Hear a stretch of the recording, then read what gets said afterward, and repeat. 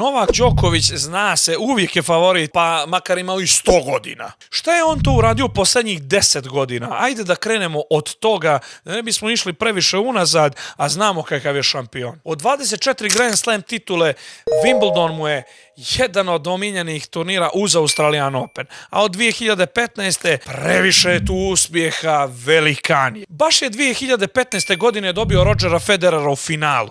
Igralo se 5 setova, bilo je strašno. Tektonski poremećaji su se desili tada u Londonu, a Novak je uzeo titulu. 2016. godina nije bila baš tako uspješna. Ne znamo i zbog čega, bilo i nekih povreda, bilo i pauzi, a onda i Sam Querrey poraz u trećem kolu. 2017. godine morao je da preda Tomašu Berdihu u četvrtfinalu. Znamo koliko voli tu travu, znamo koliko mu je teško to sve palo, a eto, pogledajte od tog momenta dokle se stigla. Baš naredne godine, 2018. došlo je finale sa Kevinom Andersonom, a kada je Kevin Anderson došao preko puta, pa nije bilo spasa više. Novak je uzeo još jednu titulu. A onda dolazi još jedna titula, 2019. i to baš protiv Rodgera Federera. Ponovo, kurelo je ponovo sve. Moramo da priznamo da većina naroda je tamo navijalo za Federera, a i većina je otišlo uplakano da spava. A onda ide ponovo titula 2021. godine, samo što je u finalu pao Matteo Berrettini.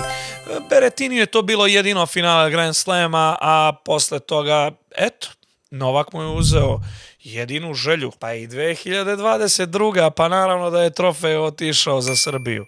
Nick Kyrgios, veliki derbi tada, ne baš dvojice koji se previše vole, ali sada su kao braća. Nick je, pa možemo i da mu damo neko državljanstvo, izgleda da Nick sada obožava i Srbiju i Beograd i Novaka. A onda dolazi i ta nesrećna 2023. nesrećna samo zbog Wimbledona. Novak je u finalu izgubio od Carlosa Alcaraza u 5 setova. Mogao je da kompletira sve titule Grand Slamova, samo da je uspeo da izgura. Svi pamte taj meč u mrežu.